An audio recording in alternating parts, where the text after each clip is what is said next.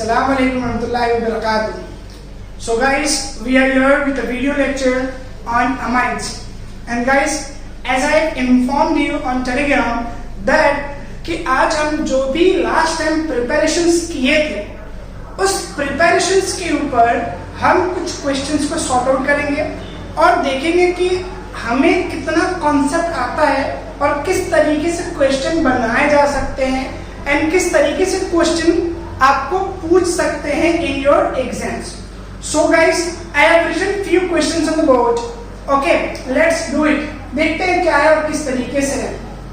Okay guys, the first question is this is nothing but ammonia. ठीक है, अब आपको पता है कि यहाँ पे लोन पेयर है और ये है alkyl chloride, then you could say ethyl chloride.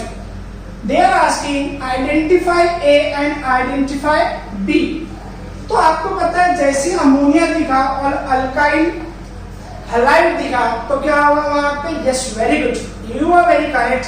Ammonolysis होगा और अमोनोलिसिस में होता क्या है, यहां से एक H को निकाला जाएगा तो ये हो गया NH2 और एक बॉन्ड खाली, और इस तरफ से इसको निकाला जाएगा तो ये हो जाएगा C2H5 और एक बॉन्ड खाली. यहां से जो H निकला है और यहां से जो Cl निकला है ये दोनों मिलके क्या बन जाएंगे? ए लिखो तो प्रोडक्ट ए हमारा फाइंड कर रहे हैं HCl बन जाएंगे. क्या बन जाएंगे? HCl. अब होगा क्या?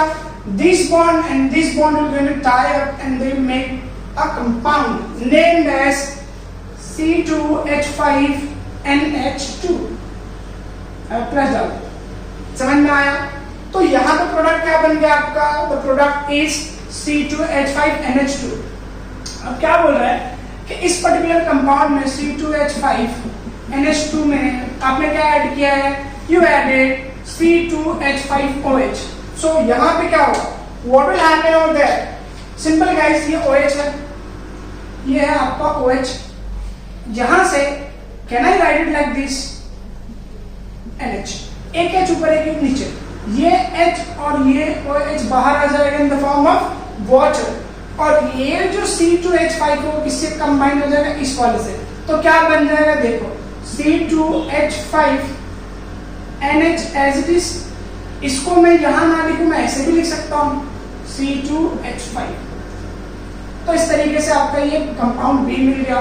प्लस क्या मिलेगा? Plus H2O. तो प्लस उसमें पूछा नहीं है.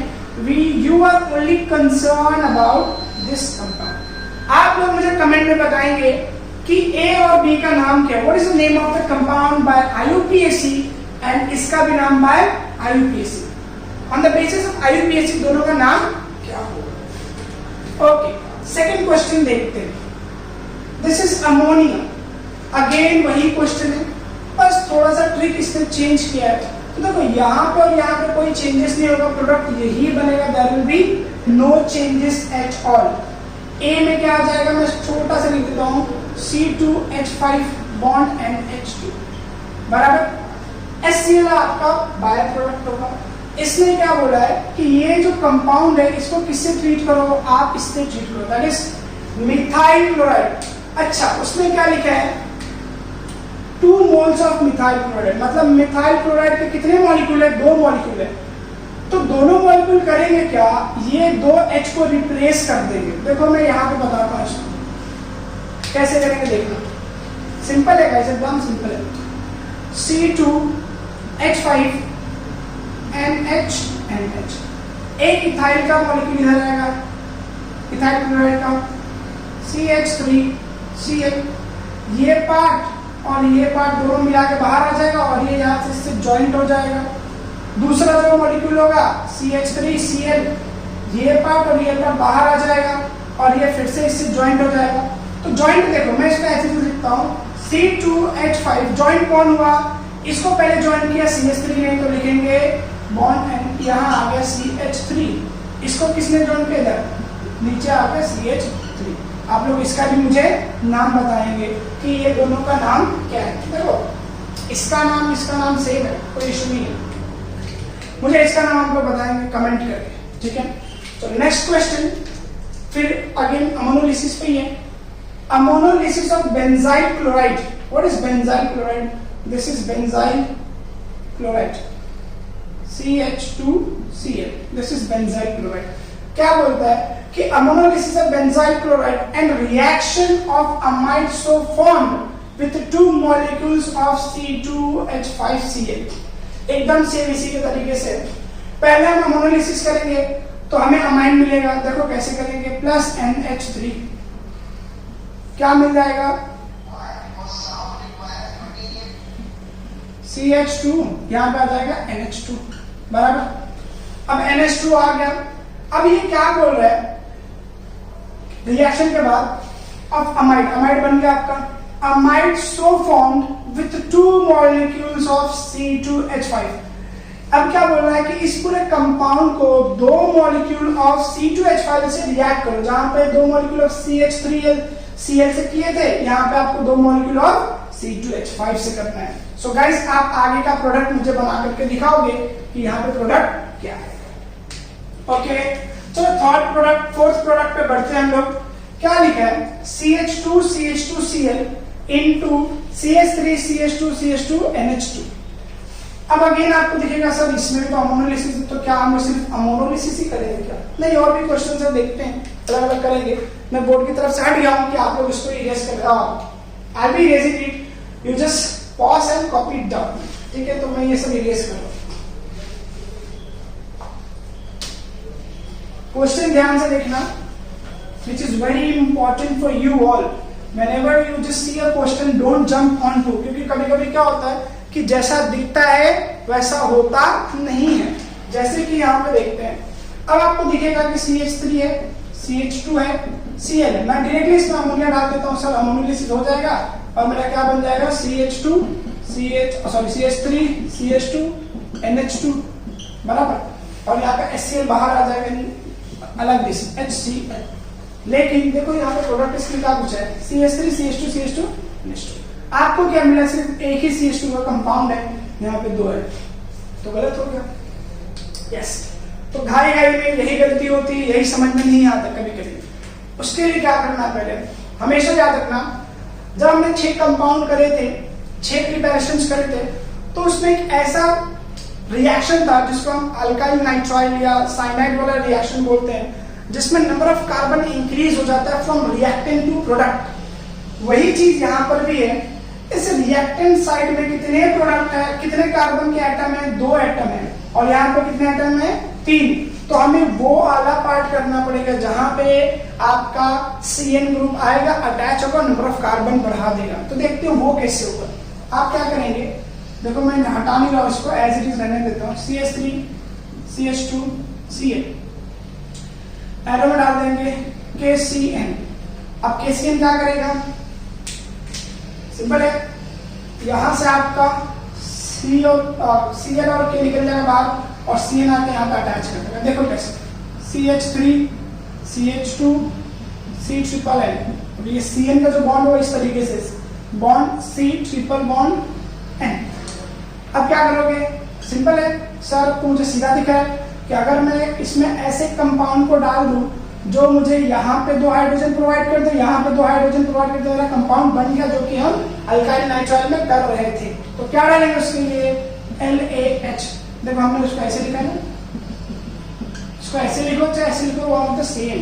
तो व्हाट विल हैपन, ये 4 हाइड्रोजन प्रोवाइड कर देगा, तो ये 2 part as it is, that is CH3 CH2 as it is. अब ये जो 4 हाइड्रोजन आएंगे, 2 इस तरफ आएंगे और 2 इस तरफ आएंगे। क्यों, देखो मैं बताता हूँ। ये तो एज इट इज, जब ये दोनों बॉन्ड टूट जाएगा तो सिंगल बॉन्ड हो जाएगा। तो ये तो 3 बॉन्ड बनाता है ना, तो ये 2 बॉन्ड खाली बराबर, और ये कितने बॉन्ड बनाता है, ये 4 बॉन्ड बनाता है। तो ये 2 बॉन्ड तो है, ये वाला इस वाले कार्बन से, ये वाला इस वाले नाइट्रोजन से है, लेकिन बाकी 2 किससे बनाएगा, ये जो 2 इसके पास क्या आ रहे हैं हाइड्रोजन, और इसके पास जो हाइड्रोजन 2 आ रहे हैं, वो ये दोनों बॉन्ड बनाएगा। तो किस तरीके से हो जाएगा, CH2 NH2। इस तरीके से आपका प्रोडक्ट बन गया। आई होप आप लोगों को समझ में आ रहा होगा। ठीक है, चलो नेक्स्ट क्वेश्चन देखते हैं।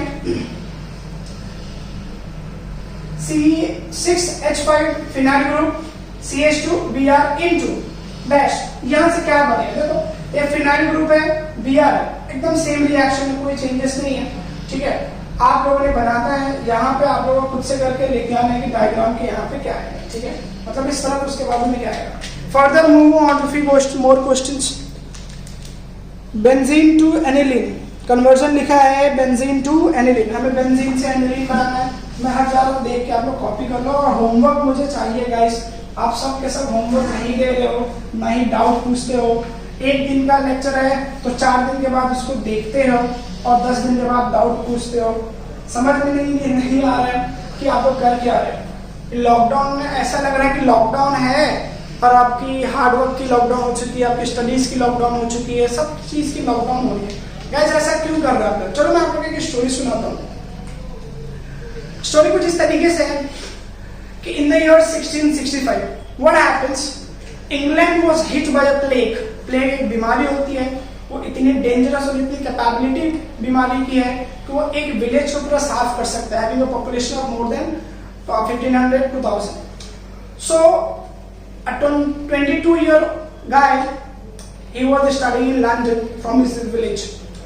तो उसको वहां से निकाला जाता है और कहा जाता है कि आप अपने विलेज में जाइए और वहां जाकर के आप अपनी जो भी चीजें जो फर्दर स्टडीज करिए। तो वो बच्चा बड़ा ही डिमोटिवेट हो जाता है और जब रास्ते में आते रहता तो ही थिंक्स लाइक दैट कि मेरी कॉलेज और मेरी लाइब्रेरी बंद हुई है, लेकिन जो मेरा अप्रोच है towards science, towards my studies, जितना मैं क्यूरियस हूं इस चीज को लेकर, वो बंद नहीं हुई है। वो तो मैं अपने गांव में भी जाकर कर सकता हूं। And it was a lockdown guys, and the lockdown was extended till 1 year। जैसे आज ब्रिटेन में जो है ना सेम कंडीशन है, आज ब्रिटेन में 1 साल की लॉकडाउन हो चुकी है, उस टाइम भी 1 साल की लॉकडाउन पूरी थी। तो within the period of 1 year the guy, he was a genius himself, invented few things to the scientific world. और जो कुछ चीजें थी इसमें से एक थी मोशन, पहली, दूसरी थी आपकी ऑप्टिक्स, तीसरा जो सबसे बड़ा है जिसमें पूरा आपका मैथ्स बेस्ड है, calculus, and the fourth was, जब बताऊंगा फोर्थ वाला तो आप लोग समझ जाओगे किसके बारे में बात कर रहा हूं। The fourth was gravity. So he was none other than Isaac Newton. Isaac Newton.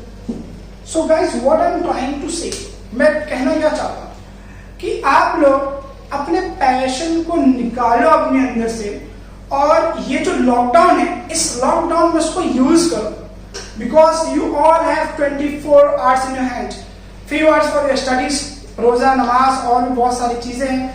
उसके बाद वो पैशन को निकालो और उसको भी साथ साथ में करो। इससे बेहतर और इससे बेस्ट अपॉर्चुनिटी नहीं मिल सकती है कि वो पैशन को आप निकाल के बाहर उसको कहीं इस्तेमाल कर सकते हो। अच्छा, पैशन का मतलब ये मत बोल देना कि सर रमजान आ रहा है मैं ठेला लगाऊंगा कलिंगड़ का या मैं खेला लगाऊंगा, ठीक है। पैशन को ऐसा लगा निकालो जिससे कि आप अपने आप को ग्रो कर सकते हो, अपने आप को बढ़ा सकते हो, ठीक है। So moving on to the next question, I hope आप लोग को समझा होगा। बेंजीन टू एनिलीन, ठीक है, इनकी बात तो हो गई, लेकिन बहुत परेशान करते हैं, मुझे पता है आप लोगों को फिजिक्स में, ठीक है। चलो, तो बेंजीन बना ली हमने। बेंजीन से क्या बनानी है? एनिलीन। सिंपल है गाइस, ये मेरा बेंजीन है, this is my benzene, okay. अब बेंजीन में आपको क्या करना है? देखो, जितने भी प्रोडक्ट थे, जितने भी प्रोडक्ट हमने बनाए, कोई ऐसा प्रोडक्ट नहीं था, कोई ऐसा चीज नहीं था जिससे कि आपको एरोमेटिक कंपाउंड के ऊपर बात हो सके। तो एरोमेटिक कंपाउंड है यहाँ पे, और उससे आपको एनिलीन बनाना। हमने जो रिएक्शन करे तो एनिलीन पे डायरेक्टली था, ठीक है। एनिलीन से कुछ और बनाना था, ठीक है, डाइमिथाइल, इथाइल, इथेनामाइन, ये सब बनाना था। लेकिन एनिलीन कैसे बनेगा ये हमें नहीं बताएगा। तो एनिलीन कैसे बनेगा? देखो, अगर मैं ये करूं, कॉन्क H2SO4 यूज करूं, इसके साथ साथ एक और मिक्सचर लूं, कॉन्सेंट्रेटेड एसिड का, दैट इज HNO3। तो ये दोनों का जो रिएक्शन है ना, ये मुझे क्या बना के देगा? NO2 बना के देगा। और ये जो NO2 है ये इसको अटैक करेगा। अटैक करने के बाद क्या बन जाएगा? ये NO2। अब ये तो हमने करे थे रिडक्शन ऑफ नाइट्रो कंपाउंड्स। अब यहां से तो एकदम सिंपल है, यहां से आप रिडक्शन करवा दो, करवाने के बाद आपको क्या मिल जाएगा? बेंजीन का कंपाउंड, सॉरी एनिलीन का कंपाउंड मिल जाएगा। और इसके साथ क्या मिलेगा? वाटर मिलेगा। वेरी गुड, आई होप आप लोग इसके आगे कर लोगे, ठीक है। आगे का आप लोग मुझे करके दिखाएंगे। Next question, benzene to NN dimethylene aniline, क्या बनाना है? Benzene to N N-N dimethyl aniline, ये आपको बनाना है। This is your purely homework. इसमें इससे पहले तो मैं थोड़ा थोड़ा करके दिया हूं, लेकिन इसमें आपको खुद से ही करना पड़ेगा। Next question, the last question of this portion, very easy and good, very good question it is. अब क्वेश्चन कुछ इस तरीके से है,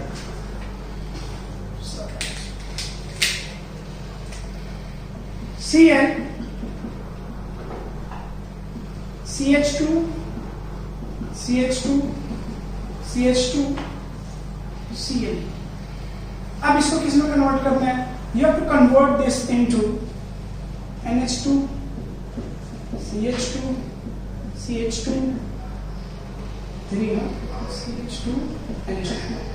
आपको इसमें कन्वर्ट करना है, मतलब क्या करना है?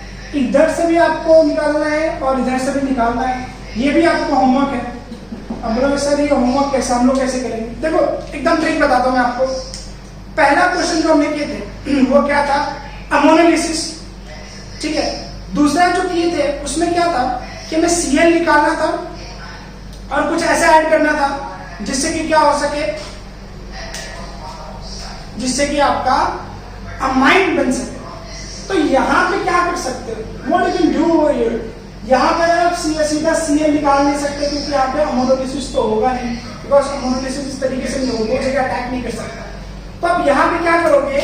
Two molecule of KCN use कर लोगे। क्या कर लोगे? Two molecule of KCN। तो एक KCN यहाँ अटैक करेगा तो K और Cl बाहर आ जाएगा, Cn अटैच हो जाएगा, दूसरा वाला इधर अटैच हो जाएगा। अब जब CN अटैच होगा उसके बाद क्या करना है? आप LH4 डाल दो, आपका काम खत्म हो गया। वहां पे 2 हाइड्रोजन, यहाँ पे 4 हाइड्रोजन, 2 मॉलिक्यूल्स है ना, यहाँ पे 4 हाइड्रोजन देगा, यहाँ 4 हाइड्रोजन देगा, आपका कंपाउंड बन जाएगा। अच्छा कंपाउंड बनेगा किस फॉर्म में? देखो मैंने सही से बनाया नहीं है। CH2NH2 बनेगा N2H। बोलो क्यों? क्योंकि एक तो कार्बन बढ़ जाएगा और यहाँ पे CH2NH, Cn आएगा तो कार्बन बढ़ जाएगा, ठीक है। सो रिमेंबर दैट, और आपको इसका भी नाम मुझे बताना है, ठीक है guys. I stop this question over here. आप लोग कॉपी करो, फिर हम लोग आगे बढ़ते हैं और मैं आपको फिजिकल प्रॉपर्टीज, बेसिक कैरेक्टर आज के लेक्चर में बताऊंगा और समझाऊंगा किस तरीके से इनकी फिजिकल प्रॉपर्टी वेरी करती है और क्या क्या होता है, ठीक है गाइस। कॉपी कर लो। So guys, moving on to the next part, that is the physical property of amines. Amines की फिजिकल प्रॉपर्टी अगर हम लोग बात करें तो it could be divided into few parts. That is the intermolecular attraction, कि जब अमाइंस, बहुत सारे अमाइंस के पार्टिकल या पार्ट्स आप ले लो, जब एक जगह आएंगे तो किस तरीके से बिहेव करेंगे, प्राइमरी में किस तरीके से बिहेव करेंगे, सेकेंडरी में और टर्शियरी। इस बेसिस पे हम ये भी डिसाइड कर सकते हैं कि उनका बॉइलिंग पॉइंट क्या होगा, और इसी बेसिस पे हम ये भी डिसाइड कर सकते हैं कि जब इनको आप पानी में डिसॉल्व करोगे तो किस तरीके से डिसॉल्व होंगे, ठीक है। सो आगे बढ़ते हैं। we'll focus on intermolecular attractions, किस तरीके से अट्रैक्ट करेंगे एक दूसरे को ये amines. The first one is RNH2 NH, ठीक है। इसके बाद this is the 1 degree, I could write over here. इसके बाद क्या आएगा? 2 degree, that is R, this is H। उसके बाद third one R and R। अब what you can see over here कि इस पार्ट में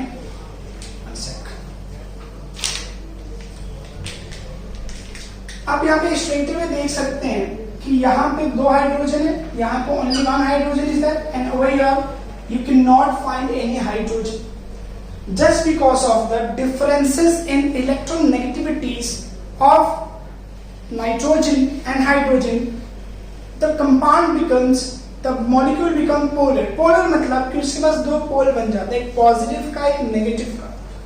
इसकी अगर मैं इलेक्ट्रोनेगेटिविटी की बात करूं तो इट इज 3, कितनी है 3, और इसकी कितनी है 2.1। दोनों के बीच का डिफरेंस कितना हो गया गाइस, 0.9 के बीच का डिफरेंस, 0.9 का डिफरेंस हो गया।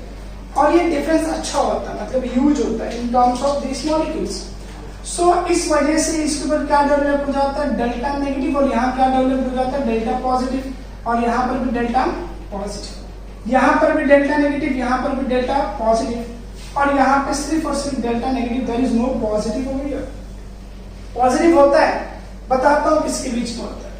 आई could write over C, actually में सी का ये तो बॉन्ड होता है ना यहाँ सी, तो यहाँ पर डेल्टा पॉजिटिव आता है, यहाँ पर डेल्टा पॉजिटिव आएगा, यहाँ डेल्टा पॉजिटिव आएगा। चलो आगे देखते हैं हम लोग। Just because of this positive and negative, what happens कि वाटर के जो मॉलिक्यूल, वाटर मॉलिक्यूल बोलो सॉरी, इनके जो दूसरे मॉलिक्यूल होंगे, जैसे ये सेकेंडरी अमाइन है, तो सेकेंडरी अमाइन का जो दूसरा मॉलिक्यूल होगा वो हाइड्रोजन बॉन्ड बनाएगा यहाँ से, और हाइड्रोजन बॉन्ड बनाएगा यहाँ से। देखो मैं इसको यहाँ पे उठा करके बनाता हूँ, मैं इसको इरेज कर रहा हूँ। कैसे बनाएगा हाइड्रोजन बॉन्ड देखते हैं।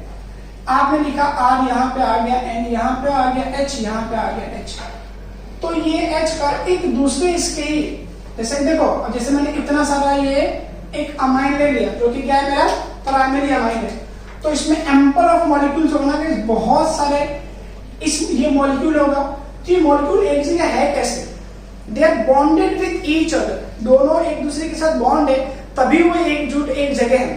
तो बॉन्ड किस तरीके से, वो कितने बॉन्ड है, तो एक बॉन्ड नाइट्रोजन और हाइड्रोजन के बीच में बनेगा, यहाँ R लिख दो, यहाँ पे H, यहाँ पे H, ये H किसी और से बॉन्ड बनेगा, ये H किसी और से, ये दूसरा किसी N से बना लेगा, जैसे H over here, H here, और R यहाँ पे लिख दो, और ये किसी H के साथ, जैसे इसी के साथ बना लिया इससे बॉन्ड। तो इस तरीके से प्राइमरी अमाइन में कितने बॉन्ड बनते हैं, एक इधर बनेगा, एक इधर बनेगा, एक इधर बनेगा, और ये जो बॉन्ड बनते हैं ये हाइड्रोजन बॉन्ड बोलते हैं, क्योंकि वहां पे हर जगह बॉन्ड दिखेगा, तो आपको किसके बीच में दिखेगा, hydrogen nitrogen, hydrogen nitrogen, hydrogen nitrogen के बीच में बॉन्ड दिखेगा।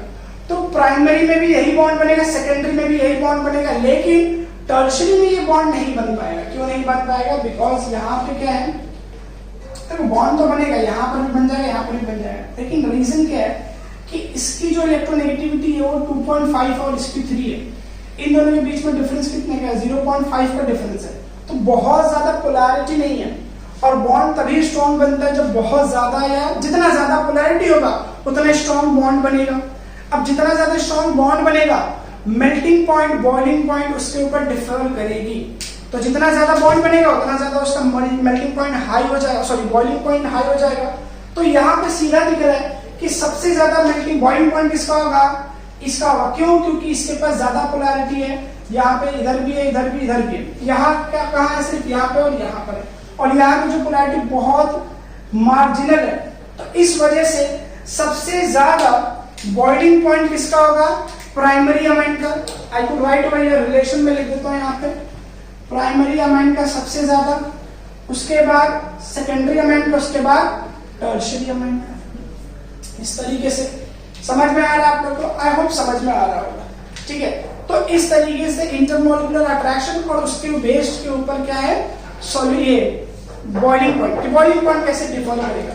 Next is what, next is physical properties of these compounds. Lower aliphatic amines are gaseous in phase. जो लोअर होते हैं, जो सिर्फ एक कार्बन या 2 कार्बन या 3 कार्बन वाले होते हैं, they are in gaseous phase. Odour मतलब स्मेल, स्मेल कैसा होता है, फिशी होता है। वो भी कैसा फिशी, जो फिश मर जाती है, सड़ जाती है, वो वाली फिश का जो स्मेल आता है वो इनका स्मेल होता है। It's very bad to eat. Amines with more than 3 carbon atom are in liquid state and above 8 are solid. So what you can see, जो lower amines होते हैं they are in gaseous phase, जो moderately होते हैं 3 to 8 के बीच में they are liquid, and जो above 8 के होते हैं they are in solid state. Okay, आगे देखते हैं क्या लिखा है। Aniline is colorless. देखो aniline जो होता है it's a gas and it's a colorless gas.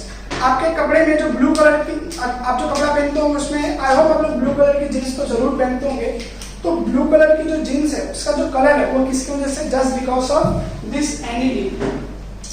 तो ये एनिलीन जो है ना गैस, ये कलरलेस है, राइट। अब बोलोगे सर कलरलेस है तो फिर कलर कहां से आया?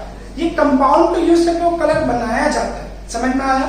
So it goes like that. When freshly prepared, जब इसको फ्रेशली प्रिपेयर किया जाता है तो कलरलेस होता है, लेकिन due to the reaction with atmospheric oxygen इसकी कलर क्या होती है, चेंज हो जाती है, ठीक है।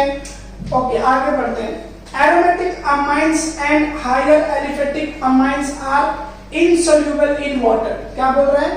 जो एरोमेटिक अमाइंस है और जो हायर एलिफेटिक अमाइंस है they are insoluble in water. इसका हम लोग, मैं आपको रीजन बताता हूं, देखो क्या होगा। ये जो आर ग्रुप है ना गाइस, ये R group they are hydrophobic. Hydrophobic मतलब जब इनको पानी में डालोगे तो पानी के साथ बॉन्ड नहीं बनाएंगे, जब बॉन्ड नहीं बनाएंगे तो डिसॉल्व नहीं होंगे। जैसे कि आपने देखा होगा ऑयल, ऑयल को जब आप पानी में डालते हो तो व्हाट हैपेंस, वो ऑयल कभी भी पानी में डिसॉल्व नहीं होता, it never dissolves in that water. Why?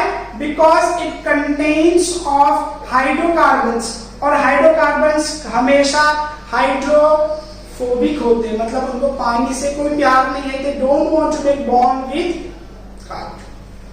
चलो आगे बढ़ते हैं, सॉल्युबिलिटी देखते हैं कि सॉल्युबिलिटी किस तरीके से होगी। तब तक के लिए आप लोग कॉपी कर लो, I will get a site.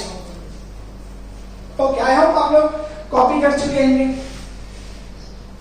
अब हम किसके ऊपर बात करते हैं, सॉल्युबिलिटी के ऊपर।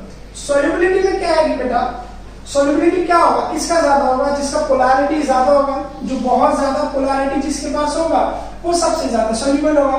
क्योंकि जब पोलैरिटी होगा तो हाइड्रोजन बॉन्ड बनाएंगे, यस और नो। हाइड्रोजन बॉन्ड ऑक्सीजन के साथ भी बनेगा और आपके हाइड्रोजन के साथ भी बनेगा। देखते हैं कैसे बनता है। देखो अब जैसे कि प्राइमरी अमाइन है RNH2, यहां पे पोलैरिटी है, यस है, किसके बीच में, इन दोनों के बीच में, और यहाँ पे सिर्फ एक ही ग्रुप है जो हाइड्रोफोबिक है, इसको पानी से थोड़ा प्यार नहीं है, तो पहला हो गया।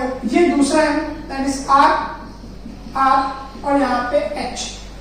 अब ये पानी को अपने पास आने नहीं देगा, ये पानी को आने नहीं देगा। तीसरा that is tertiary amine, it is like this, तो ना ये पानी को आने देगा ना ये, ठीक है। लेकिन जबकि इन दोनों के बीच में थोड़ा सा तो पोलैरिटी है, जस्ट बिकॉज कि इसका 2.5 है और इसका 3 है, तो इस वजह से थोड़ी सी पोलैरिटी है। थोड़ी सी क्यों है? क्योंकि ये देखो ये हाइड्रोफोबिक है तो ये पानी को अपने पास आने नहीं देगा, लेकिन थोड़ा सी पोलैरिटी की वजह से पानी आना चाहेगा इसके पास, तो पानी आता हल्का सा डिसॉल्व भी होता है। तो यहाँ पे सीधा दिखा है कि सबसे ज्यादा पानी में कौन डिसॉल्व होगा, ये, उसके बाद ये, उसके बाद ये। समझ में आ रहा है आप लोगों को? अच्छा अगर मैं ऐसा लिखूं तो ROH, तो इनमें से सबसे ज्यादा पानी में कौन डिसॉल्व होगा? देखो इसकी अगर मैं देखूं पोलैरिटी, सॉरी इलेक्ट्रोनेगेटिविटी, तो विच इज नथिंग बट 3.5, और इसकी देखिए तो कितनी है 2.1, तो डिफरेंस कितने का आ रहा है गाइस? डिफरेंस बता दो, 9 + 4 कितना, तो 1.4 का डिफरेंस आ रहा है, इट्स ह्यूज, तो ये ज्यादा डिसॉल्व होगा। अच्छा एक और ले लेते हैं RCOOH, ये डिसॉल्व होगा क्या? ये तो और ज्यादा डिसॉल्व होगा। क्यों? क्योंकि यहाँ पे 2 ऑक्सीजन है, यहाँ पर भी डिफरेंस क्रिएट करेगा, यहाँ पर भी डिफरेंस क्रिएट करेगा, ठीक है। तो आई कुड से कि सॉल्युबिलिटी में सबसे ज्यादा सॉल्युबल कौन होगा?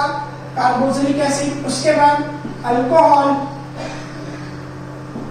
उसके बाद आपके प्राइमरी अमाइंस, उसके बाद सेकेंडरी अमाइंस, और उसके बाद आपके टर्शियरी अमाइंस।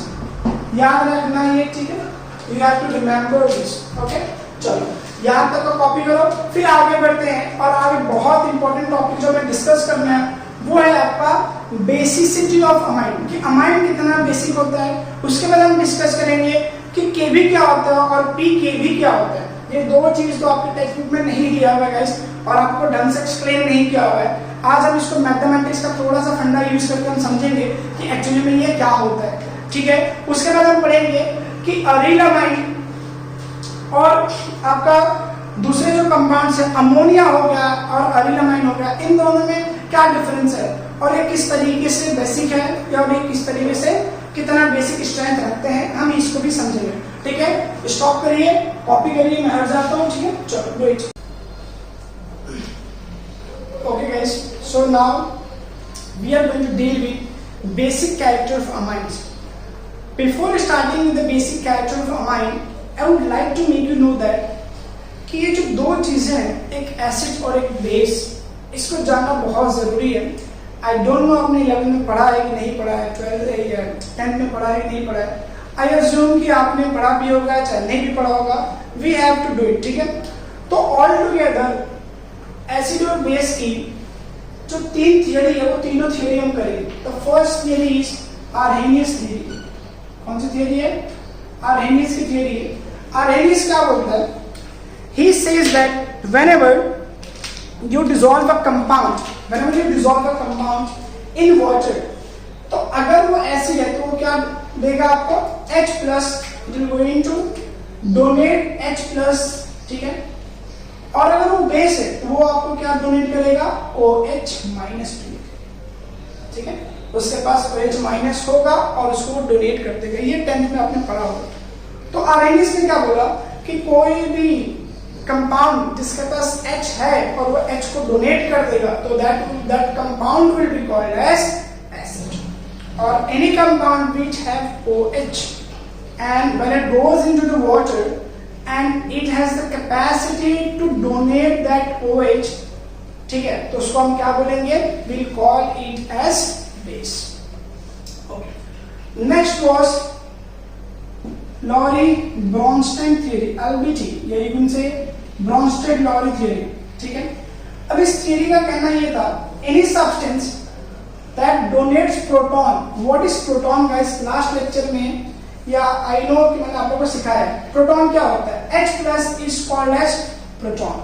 तो any compound which can donate proton, that is H plus, that compound will be called as acid, और जो प्रोटॉन लेगा that will be called as base। Simple. तो इसका जो पूरा थियरी का खेल है वो किसके ऊपर है? H plus के ऊपर। जो देता है वो एसिड, जो लेता है वो base. That's it. Third one, that is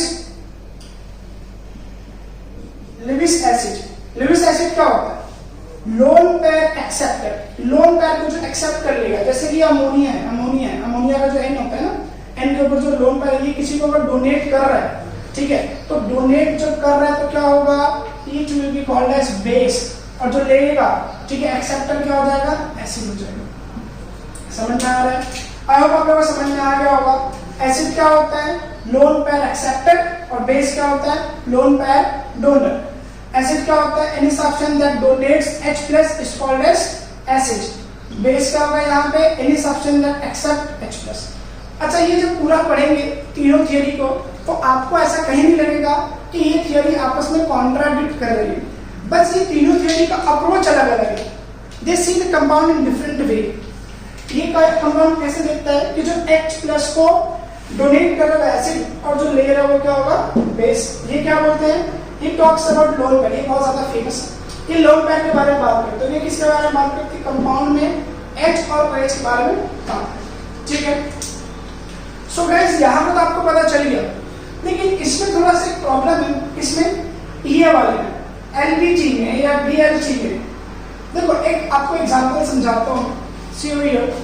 ये है आपका HCl प्लस ये है आपका वाटर। जब आपने इसको वाटर के अंदर डाला तो आपको पता है, इट्स वेरी सिंपल, कि यहाँ पे क्या होगा? ये H plus डोनेट करेगा, और ये आपका क्या करेगा? ये H plus को गेन कर लेगा। H plus को गेन कर लेगा, बराबर। देखते हैं कैसे। जब ये H plus को गेन करेगा तो ये क्या बन जाएगा? H3 पॉजिटिव और प्लस Cl माइनस। तो हमने इसको क्या कह दिया? विस्टेरिक एसिड। ये क्या हो गया? एसिड, और ये क्या हो गया? बेस। अब ध्यान देना, अब क्या होने लगा कि ये स्टेबल नहीं है, ना कि ये स्टेबल है। तो ये अपनी स्टेबिलिटी के लिए ये जो H plus जो लिया है इसको वापस निकाल देगा। ठीक है, it has a tendency to lose its H plus। कैसे देखते हैं? देखो, इस तरीके से बॉन्ड बनाया, हाइड्रोजन बोलो, ऑक्सीजन को बॉन्ड बनाना था 2, उसने बना लिया 3, तो उसके बाद कौन सा चार्ज आ जाएगा? पॉजिटिव। वो जो लोन पैड था ना इसके पास, उसने उसको यूज कर लिया, एक को यूज कर लिया। इस वजह से पॉजिटिव आएगा। तो ये क्या करेगा, ये बॉन्ड को तोड़ देगा और ये अपना लोन पैर ले लेगा, तो ये चार्ज हट जाएगा। पहले से तो यहाँ पे 2 था ही ना, इसका मैंने लिखा नहीं था, ठीक है। एक्चुअली मैं वो कंपाउंड ऐसे था, देख लो यहाँ पे अगर मैं बना दूँ तो लेट्स यहाँ पे लोन पैर है, ठीक है, और यहाँ पे कंपाउंड है H, तो अब इसके पास चार्ज आ गया, ठीक है, ऐसा आएगा कंपाउंड एकदम इस तरीके से। तो इसको अपना लोन पैर वापस चाहिए तो क्या करेगा, ये बॉन्ड को तोड़ेगा, ये बॉन्ड टूटा तो ये निकल जाएगा in the form of H+, यहाँ पे क्या बन जाएगा, लोन पैर। तो जो लोन पैर दिया था वो लोन पैर उसका वापस आ गया। तो इसके पास टेंडेंसी है कि इसको ये डोनेट कर दे और फिर आपका स्टेबल फॉर्म में चले जाए। और क्या करेगा, इसके पास भी टेंडेंसी है कि कोई पॉजिटिव चार्ज को ले ले और वहीं पे चले जाए, अपनी स्टेबिलिटी कंप्लीट कर ले। किसी को भी दे सकता है, किसी से भी ले सकता है। तो ये दोनों फिर अपोजिट हो जाएंगे। ये क्या कर रहा है, H+ डोनेट कर रहा है। अभी मैंने क्या बोला कि any substance that donates H+ is called as acid. तो फिर ये तो एसिड हो गया, फिर ये क्या हो जाएगा, बेस। तो लॉरी ब्रॉन्स्टन ने क्या बोला कि नहीं, ये एसिड बेस नहीं है, ये भी और ये भी नहीं हो सकते। उसने इसको क्या बोला, इसे कॉन्जुगेट एसिड और कॉन्जुगेट बेस। क्या बोला इसने, conjugate acid and conjugate base.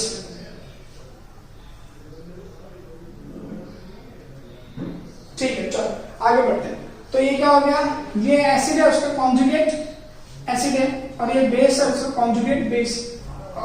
एक सेकेंड गाइस,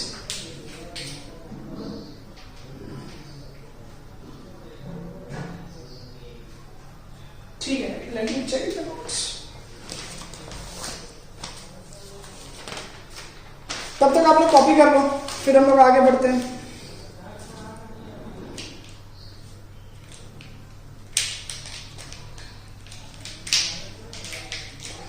चलो नेक्स्ट इज व्हाट, नेक्स्ट आपका क्या है कि यहां पे you came to know that कि वो कंपाउंड जो लोन पैड डोनेट करता है तो वो उसको हम क्या बोलते हैं, वी से इट एज बेस। ठीक है, अब बेसिक कैरेक्टर आप कैसे डिफाइन करोगे, किस तरीके से पता चलेगा कि कौन सा कंपाउंड कितना बेसिक है या कितना स्ट्रॉन्ग बेसिक है या कितना वीक बेसिक है। भाई अगर बेस है तो वो स्ट्रॉन्ग भी हो सकता है और वो वीक भी हो सकता है। तो we will going to discuss that only कि स्ट्रॉन्ग कौन सा है और वीक कौन सा है, किस बेसिस पे, पी के बी और के बी के वैल्यू से। किस वैल्यू से, पी के बी एंड के बी के वैल्यू से। अब ये पी के बी और के बी का वैल्यू होता क्या है, देखो फॉर एग्जांपल आपके टेक्स्ट बुक में ऐसे दिया हुआ है, एन के 3 बॉन्ड लोन पैर है, जब इसको आपने पानी में डाला तो व्हाट विल हैपन, ये वाला जो लोन पैर है यहाँ पे आ जाएगा। मतलब ये एक्चुअली में क्या करेगा, यहाँ का जो एक हाइड्रोजन है वो इसको यहाँ पे डोनेट कर देगा। ठीक है, तो आपका किस तरीके से बन जाएगा, it will going to form like this, 3 bond as it is, यहाँ पे NH बन जाएगा प्लस OH माइनस। ठीक, मतलब हुआ क्या, मैं इसको ऐसे लिख सकता हूँ, ये इसने बॉन्ड इसके साथ जाकर के बना लिया, NH हो गया और यहाँ पे माइनस हो गया, बराबर। इसको हम ऐसे भी लिख सकते हैं गाइस, देखो अगर मैं प्रॉपर इसको कंपाउंड मान के चलूं तो RNH2 और इसका लोन पेयर यहाँ पर है plus H2O that is H bond हो, इसका मतलब समझाऊंगा। ठीक है, होगा क्या कि यहाँ से ब्रेक करेगा और इस पे बॉन्ड बना लेगा, तो what will happen, it will going to make it like this, plus का चार्ज। क्यों चार्ज प्लस का, बिकॉज इसको बॉन्ड बनाना था 3, कितने बॉन्ड बनाने इसने 4, कैसे, एक इधर और 3 हाइड्रोजन से बॉन्ड, तो 4 बॉन्ड बना लिए, plus I could right OH minus. ठीक है, तो अब देखो इसने क्या किया, ये बेस हुआ कि नहीं हुआ, इसने H+ को एक्सेप्ट किया और ऑन अदर हैंड अगर लुईस की बात करें तो इसने लोन पेयर को डोनेट किया, बॉन्ड बनाने के लिए डोनेट किया ना। देखो कैसे, ये बॉन्ड ऐसे बनेगा, ये 2 H तो इसके पास पहले से थे, ये वाला जो H इधर आएगा, वो जो 2 लोन पेयर थे ना ये दोनों, ये बॉन्ड बन जाएंगे, क्या बन जाएंगे, बॉन्ड, ऐसे बॉन्ड बनेंगे। तो उसको मैंने इस तरीके से लिखा क्योंकि 4 बॉन्ड बन गया, 1 2 3 4 और प्लस डाल के मैंने उसको इस तरीके से लिखा। ठीक है, अब देखो होगा क्या कि आप कैसे पहचानोगे कि कितना एसिड है, सॉरी कितना बेसिक है, और उसका कैरेक्टर कैसे डिफाइन करेंगे हम लोग। सिंपल है, ये कितना फास्ट यहां से यहां पहुंचता है और यहां पे कितने टाइम तक वो स्टेबल रहता है।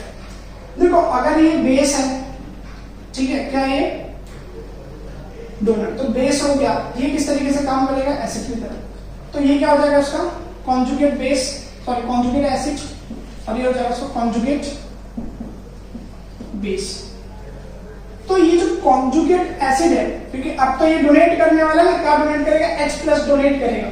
तो ये जो कॉन्जुगेट एसिड है, ये कितना टाइम यहाँ पे स्टेबल रहेगा, ये डिफाइन करेगा कि ये कितना ज्यादा बेसिक है। ठीक है, अब इस बेसिस पे कैलकुलेशन होता है कि आपका Kb और pKb का वैल्यू। What is Kb? देखो मैंने पहले तो आपको समझाता हूँ क्या लिखना है इसमें। आपने लिखा concentration of this compound that is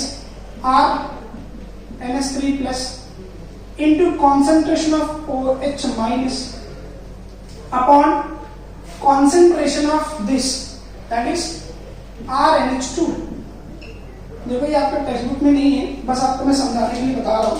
ठीक है, सो गाइस ये क्या है, this is a constant, equilibrium constant, क्योंकि ये जो रिएक्टेंट है यहां से इस तरफ जाएगा, फिर यहां से वापस यहां आएगा, रिवर्सिबल रिएक्शन है। तो ये क्या बताता है, ये कांस्टेंट बता रहा है कि ये कितना डिसोसिएट होगा। जब इसको पानी में डालोगे इस कंपाउंड में, कितना डिसोसिएट होगा, कितना टूटेगा in that criteria, in that process, कितना ये पार्ट और ये कितना ये पार्ट ये डिस्पर्स करेगा, that is called as Kb। ठीक है, अब मैंने यहाँ पे H2O क्यों नहीं लिखा, क्योंकि जितना पानी आप डाले रहते हो वो उतना ही रहता है, उसमें चेंजेस होता नहीं, तो कांस्टेंट को हम लोग एज इट इज अज्यूम कर लेते हैं।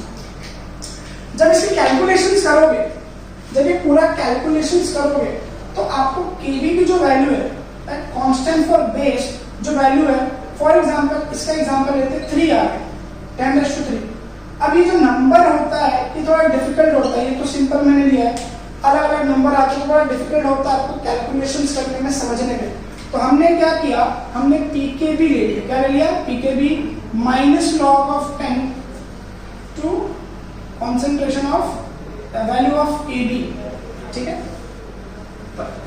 अब क्या हुआ, ये हमने क्यों लिया, क्योंकि जब आप वो उस तरीके से कैलकुलेशन करोगे, मैथ्स को यूज करोगे, तो ये जो वैल्यू है ये ऐसी आ जाएगी जहां पे रीडिंग करने में समझ में आ जाएगा, और आपको कंपेयर करना समझ में आएगा, किस तरीके से आप कंपेयर कर सकते हो। तो फॉर एग्जांपल माइनस लॉग लिख दिया मैंने, minus log base to the 10, ऊपर से रह जाएगा Kb की वैल्यू 10⁻³ अब जब ये 10 to 10 कैंसिल, अब क्या आ जाएगा, माइनस लॉग की वैल्यू यहाँ पे -3 हो जाएगी। ठीक है, इस तरीके से ये और ये साइन कैंसिल, तो कितना आ गया, तो pKb की वैल्यू कितनी आ गई थी, देखो अब वैल्यू कितना आ रहा था 10⁻3, अब कितना आ रहा है 10⁻3। तो बस हुआ क्या, इनमें कुछ चेंजेस नहीं होगा, बस हमने अपने इजीनेस के लिए we use these two terms Kb and pKb। तो आई होप आप लोगों को Kb और pKb समझ में आ गया होगा। ठीक है, अब देखो ये करा क्यों हमने, क्योंकि आपको ये इजीनेस हो जाए। अब ये दोनों का रिलेशन क्या है, ये बहुत इंपॉर्टेंट है समझने के लिए, Kb और pKb का। देखो गाइस, ये जैसे जैसे ये नंबर बढ़ेगा, ये नंबर जैसे बढ़ेगा, तो आई कुड से दैट कि ये नंबर बड़ा हो जाएगा, छोटा हो जाएगा, सॉरी, जैसे जैसे ये बढ़ेगा, जैसे फॉर एग्जांपल यहाँ पे आके देखो Kb की वैल्यू मैं यहीं पे लिख करके दिखा देता हूँ, Kb = 10⁻⁵। तो ये तो बढ़ गया, बड़ा नंबर हो गया। ठीक है, ये बढ़ रहा है, इसकी वैल्यू बढ़ रही है, तो यहाँ पे क्या हो जाएगा, what will happen over here, ये pKb कितना हो जाएगा, pKb will be 5। तो आई वुड से ये दोनों अलग है, जब ये बढ़ेगा तो ये घटेगा, ये घटेगा तो ये बढ़ेगा। अब देखो -3 बढ़ा या -5 बढ़ा, ऑब्वियस सी बात है, -3 बढ़ा एज कंपेयर टू -5, तो ये नंबर एक्चुअली में छोटा हुआ है, जब ये छोटा होगा तो ये बढ़ेगा। तो आई कुड से कि Kb और pKb क्या है, inversely proportion to each other. यहाँ पे लिख देता हूँ, आप लोग टेक्स्ट बुक में नोट्स में लिख दो कि जब ये बढ़ेगा तो आपका जो Kb है, Kb वो क्या होगा, रिलेटिव डिग्रीज, दोनों एक दूसरे से कैसे हैं, इनवर्सली प्रोपोर्शनल। एक और एग्जांपल लेते हैं, देखो अगर मैं इसको लिखता हूं 10⁻5, तो पूरा कैलकुलेशन करके दिखा दो, आप लोग शायद समझे, तो क्या हो जाएगा, pKb = -log of 10⁻5। ओके, अब क्या हो जाएगा, देखो -log -5, 10 कैंसिल हो जाएगा, सॉरी माइनस तो नहीं है, तो इक्वल्स टू -5। देखो जब ये नंबर बढ़ा तो ये क्या होगा, घट गया। इससे पहले क्या दिखा रहा था 10⁻³ में कि जब ये छोटा हुआ तो ये क्या होगा, बड़ा होगा। तो ये दोनों किस तरीके से काम करेंगे, दोनों इनवर्सली काम करेंगे। कैसे काम करेंगे, इनवर्सली। जब ये बढ़ेगा तो ये घटेगा, जब ये घटेगा तो ये बढ़ेगा। याद रखना। आपके टेक्स्ट बुक में हमेशा कौन सी वैल्यू दी होती है, पीकेबी की वैल्यू दी होती है। किसकी दी हुई होती है, पीकेबी। आप जब अपने टेक्स्ट बुक को गो थ्रू करोगे, कॉपी कलर में हट जाओ, तो आपको पता चलेगा कि कुछ कंपाउंड्स के वैल्यू दिए हुए हैं। प्राइमरी अमाइन का दिया हुआ है, अमाइन का दिया हुआ है, सेकेंडरी का दिया हुआ है और टर्शियरी का दिया हुआ है। और रिलेशन इनका बताया है नीचे कि ये कैसे इनकी पीकेबी की वैल्यू है और इनका स्ट्रेंथ किस तरीके से, ये कितने बेसिक के स्ट्रेंथ रखते हैं।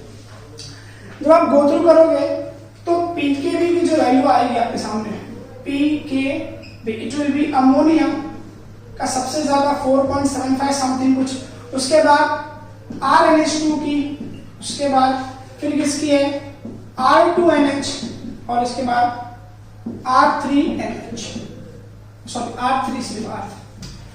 तो यहां पे क्या दिख रहा है, पढ़ना किस तरीके से, पढ़ना आपको इसको लेकर के है, ठीक है, और इसको लेकर के।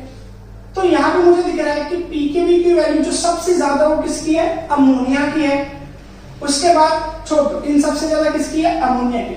उसके बाद आपको क्या देखना है कि सेकेंडरी अमाइन की जो वैल्यू है वो किससे छोटी है, प्राइमरी अमाइन से, और बड़ी किससे है, टर्शियरी अमाइन से। सॉरी, इससे भी छोटी है और इससे भी छोटी है। क्या देखना है कि ये जो सेकेंडरी अमाइन है वो प्राइमरी अमाइन से भी छोटी है और टर्शियरी से भी छोटी है। अगर मैं टर्शियरी की बात करूं तो टर्शियरी किससे बड़ा है, सेकेंडरी से। अच्छा, टर्शियरी और प्राइमरी का कोई रिलेशन नहीं है क्योंकि यहाँ पे कुछ दिखाया ही नहीं, ठीक है, वो वेरी करेगा, ऑब्वियसली बात है, ठीक है। तो यहाँ पे मुझे रिलेशन समझ में आ गया। अगर मैं इसको हटा दूं तो मैं ऐसे लिख सकता हूँ, अरे ये 1 डिग्री है, greater than 2 degree, smaller than 3 degree. समझे, समझ में आया कि 2 डिग्री की जो पीके की वैल्यू है वो किससे छोटी है, 1 डिग्री से, और 3 डिग्री की किससे बड़ी है, 2 डिग्री से। मतलब ये एक्चुअली में दोनों से ही छोटा है। ये तो पीके की भी वैल्यू होगी। अब आपको ये याद रखना है कि पीके की भी वैल्यू बढ़ेगी तो बेसिसिटी क्या होगा, डिक्रीज होगा। अगर ये डिक्रीज होगा तो ये बढ़ जाएगा। याद रखना, ये भी इनवर्सली प्रोपोर्शन है। जब हमने कैलकुलेशन किया तो we came to know that कि ये जब बढ़ेगा तो ये घटेगा और जब ये घटेगा तो ये बढ़ेगा। समझ में आया। ये किसके ऊपर डिपेंड करता है, देखो मैं एक और रिलेशन बता देता हूँ। ये आपका Kb है equals to concentration of RNH3 था प्लस के फॉर्म में, और कॉन्सेंट्रेशन ऑफ OH माइनस था, और नीचे क्या लिखा था, RNH2 का कॉन्सेंट्रेशन। तो गाइस मैं ये, अच्छा ये ऐसे रॉन्ग हो जाएगा, वैसे मैं ये बोल सकता हूँ कि जब ये बढ़ेगा तो ये बढ़ जाएगा। ये सुनो, मैं आपको मैथमेटिकल तरीके से बताता हूँ। देखो अज्यूम करो यहाँ पे 10 है इनटू ये आपका 30 है अपॉन यहाँ पर भी 10 है, ठीक है, अज्यूम करो। तो अब होगा क्या, ये नंबर कैंसिल हो गया, कितना है 30। नेक्स्ट से मैंने इसको बढ़ा दिया, तो बढ़ा के कितना कर दिया, ऐसे 60 कर दिया, 10 है, फिर से कैंसिल, फिर से 60। तो यहाँ पे वैल्यू बढ़ी और जैसे ये बढ़ा फिर से ये बढ़ गया। तो what I am trying to say that कि जब ये बढ़ेगा तो ये क्या बढ़ जाएगा, ये बढ़ जाएगा। तो I could say this also, OH minus increase करेगा तो Kb की वैल्यू भी क्या करेगा, इंक्रीज करेगा। जब Kb इंक्रीज करेगा तो ये क्या करेगा, ये डिक्रीज करेगा। जब ये डिक्रीज करेगा तो ये बेसिसिटी क्या करेगा, इंक्रीज करेगा। ये आपको फंडा अपने दिमाग में डाल लेना है कि OH माइनस जब इंक्रीज करेगा तो Kb इंक्रीज करेगा, Kb इंक्रीज करेगा तो Pkb डिक्रीज करेगा, और फिर जब Pkb डिक्रीज करेगा तो आपका बेसिसिटी क्या करेगा, इंक्रीज करेगा। ये आपको याद रहना चाहिए, ठीक है। तो अब यहाँ पे आई कुड से है कि अमोनिया का Pkb वैल्यू सबसे ज्यादा है, उसके बाद इसका ज्यादा है और इसका भी ज्यादा है, इसका थोड़ा कम है। अगर मैं बेसिसिटी की बात करूं तो अगर ये बढ़ रहा है तो बेसिसिटी क्या करेगा, डिक्रीज करेगा। तो फिर उसमें क्या हो जाएगा, NH3 सबसे कम आ जाएगा बेसिसिटी में। उसके बाद RNH2, ये जो एरो है उस तरफ घूम जाएगा, इट गोज लाइक दिस, और R2NH ये एरो इस तरफ था, अब ये एरो इस तरफ हो जाएगा, R3N बराबर। अब इससे क्या पता चल रहा है कि इन सब में से सबसे लीस्ट बेसिक कौन, अमोनिया। उसके बाद हमें इसकी पढ़ाई करनी है सेकेंडरी अमाइन, इससे भी ज्यादा बेसिक है और इससे भी ज्यादा बेसिक है, इन दोनों का रिलेशन नहीं है, इन दोनों का रिलेशन नहीं है। रिलेशन किसका है, सिर्फ इसका कि प्राइमरी जो सेकेंडरी जो अमाइन है वो इन सब में ज्यादा स्ट्रॉन्ग है। उसके बाद और एक रिलेशन क्या बता रहा है, ये सब में ज्यादा वीक है, ठीक है। तो यहाँ पे पीकेबी वैल्यू एक्सपेरिमेंटली तो हमने निकाला, तो हमने ये देखने को मिलेगा, लेकिन जो चीजें एक्सपेरिमेंटल निकलती है हमें ये भी पता होना चाहिए कि वो थियोरेटिकली हुआ कैसे, व्हाट हैपेंस ओवर देयर, ठीक है। तो देखो गाइस सिंपल है, फर्दर इनका जो स्ट्रक्चर है, जिस तरीके से ये अपना बेसिसिटी या फिर यू कुड से अपना स्ट्रेंथ दिखा रहे हैं बेसिक का, वो किस तरीके से होगा, ये आपके 3 चीजों पे डिपेंड करता है। आपके टेक्स्ट बुक में 2 दिया है, लेकिन हम पढ़ेंगे तीनों पढ़ेंगे, ठीक है। पहला क्या है, inductive effect, plus I effect भी बोलते हैं जिसको। दूसरा क्या है आपका सॉल्वेशन इफेक्ट या influence of solvation you could से। और जो थर्ड वन है वो क्या है आपका steric hindrance, that is called SH. Crowdiness you could say, थोड़ा बहुत ज्यादा केमिकली टर्म लगता है स्टेरिक हिंड्रेंस, तो उसका मतलब बस यही है कि क्राउडीनेस, क्या मतलब है उसका, क्राउडीनेस, कि कोई भी कंपाउंड को कितना आसानी से वो जो लोन पैर वो डोनेट कर सकता है, वो हम समझेंगे। तब तक आप लोग ये पूरा चीजें कॉपी कर लो, ठीक है। Okay guys, we are on the last part of the video, और यहाँ पे हम 3 चीजों को डिस्कस करने वाले हैं कि ये 3 चीजें कैसे आपके बेसिक स्ट्रेंथ को डिफाइन करती है। तो पहली चीज है influence of plus I effect, ठीक है। दूसरा जो है वो क्या है, plus I effect is also called as inductive effect. Second one is solvation, कि जब आप पानी में कंपाउंड को डालोगे तो वो कितना अपने आप को स्टेबल रख पाता है। अच्छा, ये कहानी मतलब ये जो चीजें चल रही है किस तरीके से है कि जब आपका एक बेस जब अपने लोन पैर को जब डोनेट करता है, तो डोनेट करने के बाद जो वो कंपाउंड बनता है, ठीक है, वो क्या बनेगा, लुईस और कॉन्जुगेट एसिड जब बनेगा, तो वो कॉन्जुगेट एसिड कब तक अपने आप को स्टेबल रख पाएगा, किस तरीके से स्टेबल रख पाएगा, उसके ऊपर डिपेंड करता है कि वो कितना अच्छा बेस है या कितना स्ट्रॉन्ग बेस है। उसके बाद सॉल्वेशन में भी वही कहानी है, और आपका स्टेरिक हिंड्रेंस में थोड़ी बात अलग है, ठीक है। तो देखते हैं लोग, सबसे पहले कौन सा लिखेंगे, इंडक्टिव इफेक्ट। कौन सा effect, inductive effect called as plus I effect. जैसे कि कंपाउंड है NH3, NH3 फर्दर रिएक्ट करके क्या बना सकता है, it can make NH4। Obvious बात है ना, लोन पर डोनेट कर देगा हाइड्रोजन को, तो ये क्या बना दिया NH4, ठीक है। NH4 के बाद ये हो गया प्लस का चार्ज, कौन सा चार्ज हो गया, प्लस का चार्ज। एक तो ये, दूसरा कि यहां से अमाइन बन गया, दैट इज RNH2। ये कैसे बनेगा guys, it is going to be like this,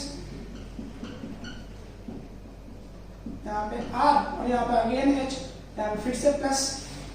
दूसरा एक और बना देता हूँ, मैं तीनों बना देता हूँ, R2NH, दैट इज R, यहाँ पे H, यहाँ पे आगे एक और H, यहाँ पे प्लस आ गया। Third one will be,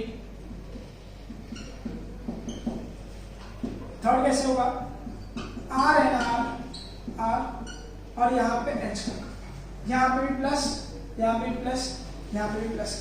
as I said कि ये आपका बेस है, ये आपका बेस है, ये आपका बेस है, ये आपका बेस है। ये बेस ने क्या किया, अपना लोन पैड डोनेट किया, ये कंपाउंड बना, तो ये हो गया बेस और ये हो कॉन्जुगेट एसिड। इसने डोनेट किया तो ये तो बेस है, और ये क्या हो जाएगा आपका conjugate acid, again conjugate acid and all are base. तो अब ये यहां से आने के लिए कब, देखो होता क्या है कि ये जो रिएक्शंस होती है रिवर्सिबल रिएक्शन होती है, ये यहां से वापस यहां चले जाएगा। तो कितना ज्यादा ये स्टेबल होगा वो इसको डिफाइन करेगा कि ये कितना ज्यादा बेस है, ये कितना ज्यादा स्टेबल रहेगा वो डिफाइन करेगा ये कितना ज्यादा बेस, कितना स्ट्रॉन्ग बेस है, और उस तरीके से यहां पर, उस तरीके से यहां पर। तो देखो अगर हम लोग यहां देखेंगे तो देयर इज नो वन जो इस चार्ज को बैलेंस कर सके, इसके पास कुछ है नहीं देने को, नथिंग इज कुछ नहीं। तो यहाँ पे तो जैसा है वैसे है। यहाँ पे अगर आप देखोगे तो ये तीन में भी कोई नहीं, बस एक ये ग्रुप है जिसके पास प्लस आई इफेक्ट दिखाने की पावर है। मतलब प्लस आई होता क्या है कि ये अपने पास जो ग्रुप है दैट इज CH3 हो सकता है, C2H5 हो सकता है, ये बड़ी ग्रुप है which have ample of electrons with them. तो ये क्या करती है, इनकी हैबिट है बाय नेचर की इलेक्ट्रॉन को towards the most electronegative element की तरफ शिफ्ट करती है। तो इस कंपाउंड में सबसे ज्यादा इलेक्ट्रोनेगेटिव कौन, ये आपका नाइट्रोजन दैट इज 3, और ये कितना है 2.5। तो ये यहां से इलेक्ट्रॉन किस तरफ शिफ्ट करेगी, तो होगा क्या, ये जो चार्ज है थोड़ा सा बैलेंस होगा, यस होगा। यहां पे देखूं तो वही ग्रुप जो प्लस आई इफेक्ट दिखा रही थी, यहां पे तो दो ग्रुप है। कितने ग्रुप है, 2 ग्रुप है। तो थोड़ा और ज्यादा इसको बैलेंस करेंगे इस चार्ज को। ये जितना ज्यादा बैलेंस होगा उतना ज्यादा ये टाइम तक रहेगा, और जितना ज्यादा टाइम तक रहेगा उसको हम क्या बोलेंगे, अच्छा बेस है, स्ट्रॉन्ग बेस। ठीक, सेम अब यहां देखेंगे तो 3 है। इस तरीके से स्टेरिक हिंडरेंस क्या बोलते हैं कि all to steric hindrance inductive effect क्या बोलता है कि जो आपका स्ट्रेंथ होगा, स्टेबिलिटी का जो स्ट्रेंथ होगा, स्टेबिलिटी जो होगा किस तरीके से होगा, सबसे ज्यादा स्टेबल कौन होगा, सॉरी R3N सबसे ज्यादा स्टेबल होगा, उसके बाद R2NH होगा, उसके बाद RNH2 होगा, और सबसे लीस्ट स्टेबल कौन होगा, NH3 होगा। और जो सबसे कम स्टेबल और सबसे कम बेसिक, तो मैं यहां पर ऐसे लिख सकता हूं कि ये मेरा क्या है, स्टेबिलिटी का ऑर्डर है, ऑर्डर ऑफ स्टेबिलिटी, और ये मेरा बेस का ऑर्डर होगा, बेसिक का ऑर्डर। तो सबसे ज्यादा बेसिक कौन, RNH3, उसके बाद R2NH, उसके बाद RNH2, उसके बाद अमोनिया। ठीक है, आप इसको अगर डिग्री में, मैं हर जगह थोड़ा देख लो आप लोग, हाँ अगर आप इसको डिग्री में लिखेंगे, मैं इसको रेस करता हूँ, डिग्री में लिखेंगे तो कैसे होगा, 3 डिग्री, 2 डिग्री, 1 डिग्री, इसका तो आता ही नहीं। ठीक है, इसका कंपैरिजन नहीं, वो ज्यादा कम होते रहेगा। ठीक है, तो मेन ये 3 है। इंडक्टिव इफेक्ट के हिसाब से सबसे ज्यादा बेसिक, स्ट्रॉन्गेस्ट बेसिक कौन है, 3 degree, 2 degree and then 1 degree. समझ में आया? चलो ये कॉपी कर लो, आगे बढ़ते हैं। और हम लोग क्या देखते हैं, सॉल्वेशन इफेक्ट। सॉल्वेशन इफेक्ट कैसे होगा, आई होप आप लोगों को समझा होगा। नहीं समझा तो कोई इश्यू नहीं, आप लोग डाउट पूछ सकते हैं, जो भी डाउट होगा। ठीक है, मैं आपको बता दूंगा। अगर नहीं समझा तो यू कैन कॉल मी, और कॉल पे भी I could make you explain. ठीक है, चलो next is what, next is solvation effect. वो याद रखना, ये जो मैंने लिखा है हटा देता हूं इसको। Inductive effect plus I effect क्या दिखाया, 3 डिग्री ज्यादा बेसिक है, उसके बाद 2 डिग्री, उसके बाद 1 डिग्री। ये कहां से मिला हमें, प्लस आई इफेक्ट से मिला। सॉल्वेशन इफेक्ट क्या बोला, इन्फ्लुएंस ऑफ सॉल्वेशन। ये आपका NH3 है, इसको आपने क्या किया, पानी में डाल दिया। जैसे पानी में डाला, व्हाट विल हैपन, ये आपका जो लोन पर है किसको डोनेट कर देगा, वाटर को, और वहां पे बॉन्ड बना लेगा, हाइड्रोजन बॉन्ड बन गया। हाइड्रोजन बॉन्ड एक्चुअली में ऐसे होगा। ठीक है, ये पानी का मॉलिक्यूल आके बॉन्ड बना लिया। एक चीज याद रखना, जितना ज्यादा पानी का मॉलिक्यूल बनेगा उतना ज्यादा आपके एटम को स्टेबल करके रखेगा, आपके कंपाउंड को, आपके बेसिक को, बेस को स्टेबल करके रखेगा। तो यहां से सीधा समझ में आ रहा है कि जो ज्यादा हाइड्रोजन बॉन्ड बनाएगा, हाइड्रोजन बॉन्ड कौन आगे बनाएगा, वाटर का मॉलिक्यूल आके हाइड्रोजन बॉन्ड बनाएगा। तो जितना ज्यादा हाइड्रोजन बॉन्ड बनेगा उतना ज्यादा आपका वो बेसिक होगा। हाइड्रोजन बॉन्ड यहाँ पे बनेगा, हाइड्रोजन बॉन्ड यहाँ बनेगा, हाइड्रोजन बॉन्ड यहाँ, हाइड्रोजन बॉन्ड यहाँ, तो हर जगह हाइड्रोजन बॉन्ड बन गया। उसके बाद देखते हैं नेक्स्ट, RNH प्राइमरी, यहाँ पे R डाल दो, यहाँ पे H, यहाँ पे H, यहां पे बनेगा H डाल दो, तो सिर्फ H डाल दो समझने के लिए आपको। तो यहाँ पे 3 जगह बना, यहाँ पे 4 जगह बना था।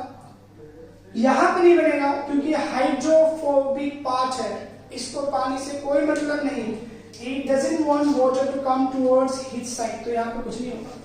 तो उस तरीके से यहाँ पे क्या हो जाएगा, प्राइमरी में और टर्शियरी में। आई होप आप लोग अंदाजा लगा सकते हो कि यहाँ पे वाटर का बॉन्ड सिर्फ यहाँ बनेगा, हाइड्रोजन बॉन्ड, और यहाँ पे तो एक भी जगह नहीं बनेगा। समझ में आया? ठीक है, देखो अब इसमें होता क्या है कि जैसे बॉन्ड में तो प्लस आ गया, यहाँ पर भी प्लस आ गया, वहां पर भी प्लस आ गया, प्लस आते जाएगा, ठीक है। तो प्लस आप ये भी देखोगे कि जैसे जैसे यहाँ बढ़ते जा रहे हो, हाइड्रोजन की बॉन्ड बढ़ते जा रही है, तो इस हिसाब से सबसे ज्यादा स्टेबल कौन होगा? यस, सबसे ज्यादा स्टेबल कौन सी ग्रुप होगी? It will B this, that is ammonia. उसके बाद आपका 1 डिग्री, उसके बाद 2 डिग्री, उसके बाद 3 डिग्री। दिख रहा है? क्योंकि जितना ज्यादा वाटर का बॉन्ड बनेगा उतना ज्यादा आपका स्टेबिलिटी आएगा। तो स्टेबिलिटी इस तरीके से, और जो जितना ज्यादा स्टेबल वो उतना ज्यादा basic. Okay, moving on to the third one, that is steric hindrance. Steric hindrance का मतलब क्या है? क्राउडिनेस। देखो ये किसके लिए? इस सॉल्वेशन से आया, ये आपको से आता है, this is from solvation and this was from steric inductive effect or steric heat.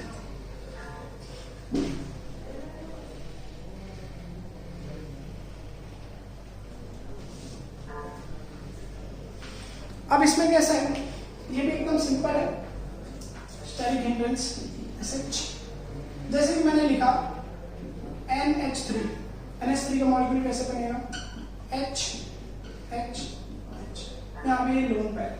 देखो होता क्या है कि मैंने क्या बोला कि ये जितने, जब ये अपना कोई भी कॉन्जुगेट बेस, ये तो खुद बेस है, तो जो बनाएगा उसको हम क्या बोलेंगे? Conjugate acid. तो जब ये कॉन्जुगेट एसिड बनाएगा तो वो जितने टाइम तक स्टेबल रहेगा उतना ही स्ट्रॉन्ग या वीक ये बनेगा बेस।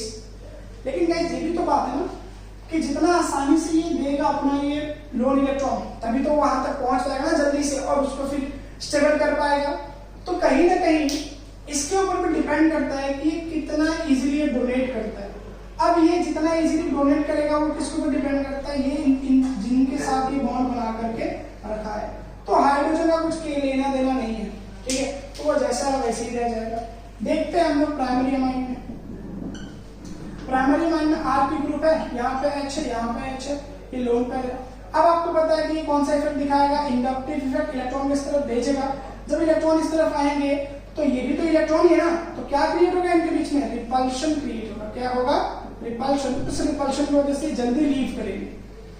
समझ में आया? समझ में आया? ओके, चलो आगे बढ़ते हैं। This is nothing but R2NH। यहाँ पे 2 ग्रुप है। कितने ग्रुप है? 2 ग्रुप। ओके, ये भी इंडक्टिव इफेक्ट दिखाएगा, ये भी इंडक्टिव इफेक्ट दिखाएगा। तो इस हिसाब से ये बहुत जल्दी लीव करेगा एज कंपेयर टू दिस। एक और देखते हैं 3 डिग्री। 3 डिग्री में क्या होगा? देखो 3 डिग्री में यहाँ पर भी R, यहाँ पर भी R, यहाँ पर भी R। अब ये भी ढकेलेगा इसको, ये भी ढकेलने वाला है और ये भी ढकेलने वाला है। तो इस तरीके से बहुत तेजी से ये लीव कर चलेगा। समझ में आया? तो यहाँ पे फिर क्या बनेगा? सबसे ज्यादा स्टेबल कौन है? मतलब जल्दी कौन बना सकता है बेस? ऑब्वियस सी बात है ये बनाएगा। तो यहाँ पे आता है 3 डिग्री पहले, उसके बाद 2 डिग्री, उसके बाद 1 डिग्री। तो गाइस फिर रेशियो बनेगा क्या? कैसे होगा? मतलब ये बेसिसिटी का ऑर्डर बनेगा कैसे? तो इन तीनों को जब मिला करके देखा गया और जो एक्सपेरिमेंट से आया तो हमें क्या पता चला? देखो हर जगह 2 नंबर है, वो अपनी जगह पे है एज इट इज तीनों में। तो सबसे ज्यादा बेसिक कौन? 2, उसके बाद 3, उसके बाद 1। ये पहला। दूसरा क्या है? 2, 1 डिग्री, 3 डिग्री। सर ये क्या है? आपने ऊपर नीचे दोनों लिख दिया। देखो जब आपका ये तो एकदम सेम है, ये कहीं नहीं जाना, मतलब 2 डिग्री ही सबसे पहले आएगा।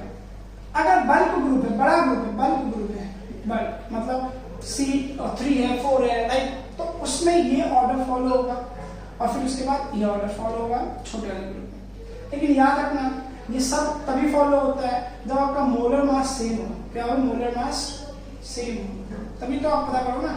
कम ज्यादा हो जाएगा तो फिर कैसे करोगे? बराबर। एक और चीज, जब बॉइलिंग पॉइंट में पढ़ा रहा था तो बॉइलिंग पॉइंट में जब कंपेयर करोगे तो कंपैरिजन कब होगा?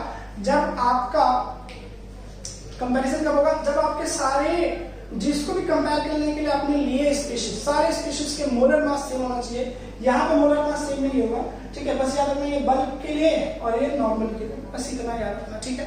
और बाकी तो आपको थोड़ा सा लॉजिक लगाना पड़ेगा कि कितने कार्बन के चेन है, कितने कार्बन के एटम है, कितना इंडक्टिव इफेक्ट आएगा, कितना हिंड्रेंस होगा, ठीक है, इस चीज से आपको ध्यान में रखना है।